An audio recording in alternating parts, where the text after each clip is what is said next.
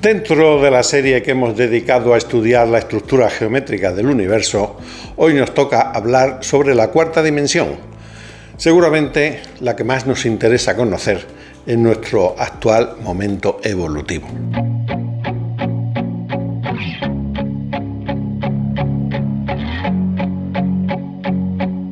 Un volumen que se mueve en el espacio primordial en otra dirección, denominémosla 4, constituye un hiperespacio de una dimensión y nos enseña gráficamente lo que es el espacio de 4 dimensiones. De este modo podemos decir que el espacio de 4 dimensiones está constituido por un hiperespacio de una dimensión que se extiende hasta el infinito por todos sus límites. No es un tesseracto, como podéis ver. Es simplemente un volumen, un cubo, un hexaedro, llamémosle como queramos, que se desplaza, se mueve en otra dirección. La característica fundamental de este hiperespacio simple es ser un contenedor de volúmenes, que en una dirección se contiene a sí mismo infinitas veces. De modo que en cualquier punto perteneciente al hiperespacio simple están contenidos todos los puntos de este mismo hiperespacio, pero solo en una dirección, en la dirección determinada en la que se ha movido, que es la que constituye una línea de tiempo o cuarta dimensión. De tal modo que la localización de cada elemento de este hiperespacio simple se consigue con 4 coordenadas a partir de un punto origen 0, 0. Estas son X, Y, Z y T1, siendo T1 el punto exacto en que se encuentra D en la línea de tiempo o cuarta dimensión. No hay que confundir este T1 con el tiempo como lo tenemos concebido, no. Este T1 es otra coordenada espacial, o mejor dicho, una coordenada hiperespacial. Todos los puntos de este hiperespacio simple o espacio de 4 dimensiones pueden moverse libremente según 3 coordenadas X, Y y Z, igual que en el espacio de 3 dimensiones, pero además contienen en sí mismos la cuarta dimensión, línea de tiempo o hiperlínea, simplemente por pertenecer a dicho hiperespacio simple, a lo largo de la cual se puede mover a voluntad, aunque no se trata de un movimiento como tal, sino simplemente de una toma de conciencia del lugar que se quiere ocupar, o posición del punto exacto requerido dentro de esa línea de tiempo. Esto puede hacerse porque cada punto del hiperespacio simple contiene a todos los demás existentes en la línea de tiempo o hiperlínea.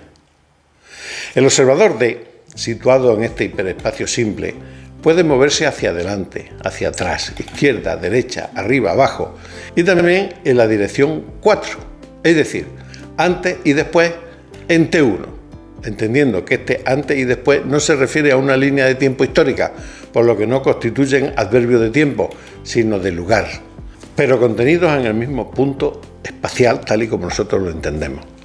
De igual modo, el observador D es un habitante de este espacio de 4 dimensiones o hiperespacio simple y está conformado física y mentalmente para moverse dentro de él según su estado de consciencia, es decir, puede ir hacia adelante, atrás, izquierda, derecha, arriba, abajo, antes y después en su línea de tiempo.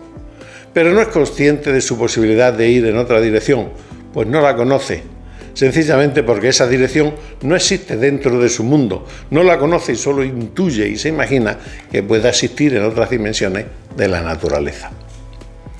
Hemos llegado a uno de los momentos más interesantes e importantes de esta experiencia. El lector, que ha sido capaz de llegar hasta este punto, sin duda está a tono con el estado de conciencia que se necesita, que subyace en esta aventura, y por ello creemos que está capacitado para hacer un esfuerzo más de comprensión e intuición con el fin de conocer el secreto de las dimensiones de la naturaleza, que consiste en el entendimiento de lo que es una línea de tiempo o hiperlínea, si no lo ha comprendido ya con las explicaciones dadas. Ahora me toca deciros que os suscribáis para poder continuar con esta serie que hemos emprendido de las dimensiones ocultas o de las 7 dimensiones de la naturaleza. Yo sé que es un arduo, que es una serie difícil, que nos toca concentrarnos un poquito para entenderlo, porque su comprensión significa un gran salto evolutivo en la conciencia personal de cada uno de nosotros. Y por eso os pido un esfuerzo Y suscribiros porque no todo va a ser vídeo de risas y de gatitos, que también están bien, pero de vez en cuando hay que esforzarse un poquito para evolucionar. El tiempo es solo una ilusión producida por la sucesión de nuestros estados de consciencia en nuestro viaje a través de la duración eterna. Y no existe donde no existe consciencia en que pueda producirse la ilusión. Lo importante es comprender que el tiempo, como lo entendemos, no existe por sí mismo, separado de la materia y del espacio. Pero esto ya lo dijo Einstein al formular su teoría de la relatividad y afirmar que viajamos a la velocidad de la luz en un medio continuo espacio-tiempo. Así, si tengo que desplazarme de un punto a otro, transcurre un tiempo que depende del espacio que tengo que recorrer y de mi velocidad. Pero tanto el tiempo como la velocidad son parámetros muy relativos y dependientes de mi estado de consciencia, que es quien observa el fenómeno físico, como elemento perteneciente a la tercera dimensión dentro del espacio primordial donde se manifiesta todo. Por eso, la percepción del tiempo que tenemos en estado de vigilia, tercera dimensión, no es la misma que tenemos en estado de sueño, cuarta dimensión, ni la que tenemos en los diferentes estados de consciencia alterada, ni la que tendrán las hormigas, las mariposas, las montañas, los mares y las partículas subatómicas. Así, T1 es la posición que ocupa el observador D en su línea de tiempo o hiperlínea, pero como dicha línea de tiempo está contenida íntegramente en cualquier punto de ella, el movimiento a lo largo de la misma no implica necesariamente un desplazamiento, sino simplemente una toma de conciencia del punto deseado, puesto que cualquier punto contiene a todos los demás.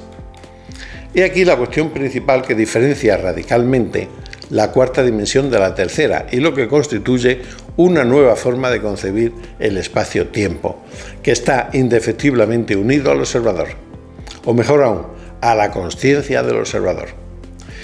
Si nos fijamos bien, el primer paso de cualquier movimiento se fundamenta en una toma de conciencia de la necesidad de realizarlo. Primero deviene la causa, luego la idea y por último la acción. Así, en nuestro mundo tridimensional, primero surge la causa para que un hombre cambie de domicilio, luego lo piensa y más tarde lo hace.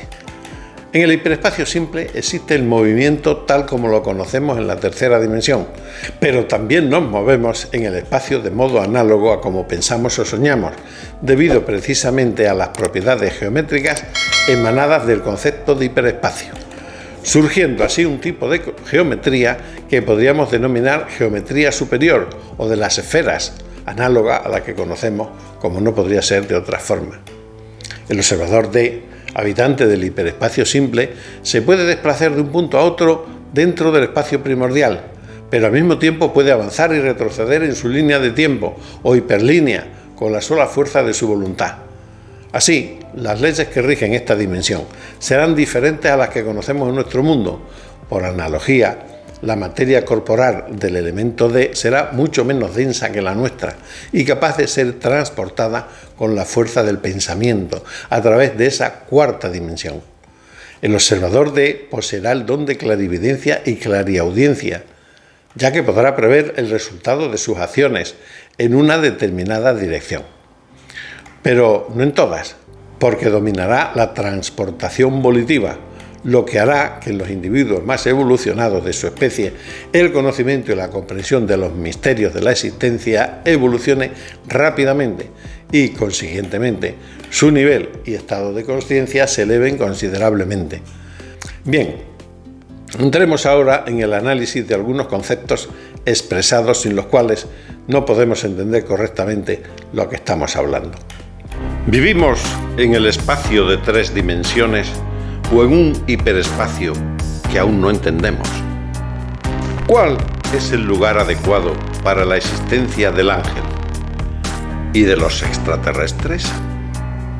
El heptacordo de Apolo, las 7 dimensiones de la realidad, el libro que responde a tus preguntas. De venta en Amazon. Observación 1. Hiperespacio. La mejor definición de hiperespacio que podemos ofrecer es que se trataría de un espacio múltiple o contenedor de volúmenes, es decir, un espacio que contiene a infinitos otros espacios en sí mismo. Para hacernos una idea mejor, podemos imaginarnos que el hiperespacio fuera un receptor de radio, de tal manera que podríamos pensar que tuviera todas las ondas de radio de diferentes frecuencias contenidas en su interior y a las que se podría tener acceso simplemente sintonizando su frecuencia. Es algo parecido. De igual modo, en el hiperespacio sería posible pasar de un espacio a otro con solo un esfuerzo de atención y una toma de conciencia del punto elegido en la línea de tiempo. Pero expliquemos mejor en qué consiste realmente el hiperespacio, porque este concepto es fundamental, ya que se trata de un componente principal de la estructura misma del universo, y por tanto básico para comprenderlo en su naturaleza y funcionamiento. Cuando un plano se mueve según una tercera dirección, no pensamos que simplemente se traslada a otro lugar, sino que va generando un nuevo espacio desconocido al que denominamos volumen. De modo análogo, cuando un volumen, cubo o hexaedro, se mueve según una cuarta dirección, tampoco debemos pensar que simplemente se traslada a otro lugar, sino que genera un nuevo espacio desconocido, al que hemos denominado hipervolumen o hiperespacio. Y de modo análogo a como cada punto del plano, al moverse en una tercera dirección, genera una línea de puntos que junto a todas las demás constituye un volumen, cada punto del volumen, al moverse en una cuarta dirección, va ocupando el lugar ya ocupado por los puntos que están delante de él y que será ocupado por los puntos que vienen detrás de él en la misma línea o dirección en que se está moviendo. Esto significa que en un mismo punto están contenidos todos los infinitos puntos pertenecientes a esta línea o cuarta dirección, lo que constituye la característica principal del hiperespacio. Observación 2. Línea de tiempo. Sería la correspondiente al hiperespacio simple o de una dimensión. Como ya hemos explicado, sería la dirección en la que se mueve el volumen, por lo tanto sería en realidad la cuarta dimensión. Su característica principal es que cada punto perteneciente a esta línea podría moverse libremente según las tres coordenadas tridimensionales que conocemos, pero además contendría todos los puntos pertenecientes a esa línea, siendo por tanto un punto denso o hiperpunto. De tal manera que el observador que se posicionara en ese punto en realidad lo estaría en todos los puntos de la línea. No se estaría en un sitio o lugar, sino en muchos al mismo tiempo, aunque solo se fuera consciente de estar en el lugar sintonizado. Observación 3. Antes y después. Nos referimos aquí al antes y después no como un lugar en el tiempo, sino como un lugar en el espacio. De tal manera que un observador podría ocupar cualquier punto de la línea de tiempo en ambos sentidos respecto del punto fijado por las tres primeras dimensiones espaciales, y esto solo con un acto de su deseo y de su poder de concentración. El tiempo seguiría siendo una ilusión de la consciencia relativa a su nivel y grado, y en este caso no dependería del movimiento relativo, tal y como lo conocemos, sino que al poder posicionarse en cualquier lugar de la línea de tiempo con solo un acto volitivo e instantáneo, se superaría la velocidad de la luz, entrando en otro concepto de movimiento instantáneo. Podríamos decir así que a la cuarta dimensión se llega superando la velocidad de la luz, pero para ello serían necesarias unas cualidades de la materia que estudiaremos en su momento. Observación 4. Clarividencia, clariaudiencia, don de ubicuidad, transportación volitiva en la línea de tiempo. Todas estas facultades son inherentes al nuevo espacio creado o hiperespacio, así como el vuelo lo es el volumen o espacio de tres dimensiones, y de modo análogo está ligado a la capacidad de movimiento de estas dimensiones y a las propiedades de la materia. Así el hombre no tiene capacidad natural de volar, aunque conozca el vuelo de los pájaros y la caída libre, sino que ha decidido alcanzar el conocimiento necesario para poder volar cada vez más capacitadamente. Igualmente, el hecho de pertenecer a la cuarta dimensión no sería suficiente para poseer las facultades antes descritas, sino que sería necesaria la adquisición de las mismas mediante un conocimiento progresivo. Pero pongamos un ejemplo para ilustrar mejor lo que sería la forma de funcionamiento natural de estas facultades, de un modo coherente y lógico. Pedro y Juan son dos amigos muy singulares que viajan por las calles de Madrid en un automóvil hacia la clínica donde la esposa de Pedro está dando a luz a su primer hijo. Pedro está nervioso porque ama a su mujer y le gustaría estar con ella en esos momentos, pero no sabe que Juan es en realidad un habitante de la cuarta dimensión y que posee ciertos poderes que le podrían venir muy bien. Al llegar a un cruce, Juan le indica de modo inesperado el camino que deben seguir, que aparentemente supone dar un rodeo. Pedro protesta, pero Juan le convence argumentando que la ruta está cortada por un gran atasco de circulación causado por un accidente. Ante la firmeza de su amigo, Pedro cede y toma la ruta más larga, no sin refunfuñar algo ante la contrariedad que le supone una cierta pérdida de tiempo en unos momentos tan importantes. Más tarde, llegan a la clínica tras haber pasado por una glorieta desde la que se podía contemplar el enorme atasco que colapsaba toda la calle que deberían haber tomado. Aliviado, Pedro se dirigió a su amigo y le dijo: «¿Cómo lo sabías? Es que eres clarividente». En realidad, Juan, mientras iba en el coche pensando en la ruta que debían tomar, se había posicionado conscientemente en todos y cada uno de los puntos de su línea de tiempo, que había dirigido en dirección a la clínica, y conocía perfectamente la existencia del accidente que se había producido y del atasco que se estaba originando, en el que podían quedar atrapados, por lo que decidió tomar otra ruta. Además, también había visto que Marta, la mujer de Pedro, ya había dado a luz una niña maravillosa, pero eso no se lo quiso decir a su amigo. Sin embargo, podría haber desconocido que en la habitación de al lado de la misma clínica su ex estuviera ocupada en los mismos menesteres, y esto debido a que su facultad de clarividencia sería la correspondiente a una línea de tiempo, clarividencia simple o normal, como la llama Elena Petrova Blavatsky. Y como sabemos, hay infinitas líneas o direcciones en las que podemos dirigir nuestra atención. Y esto ha sido todo, amigos de La Granja Despierta. Espero que este programa, un poco largo y bastante denso, pero creo que es muy interesante para el que lo sepa ver, os haya gustado tanto como a mí hacerlo. No olvidéis suscribiros y dejar vuestros comentarios para continuar esta fascinante experiencia. Nos vemos en el próximo vídeo. A todos, paz y bien.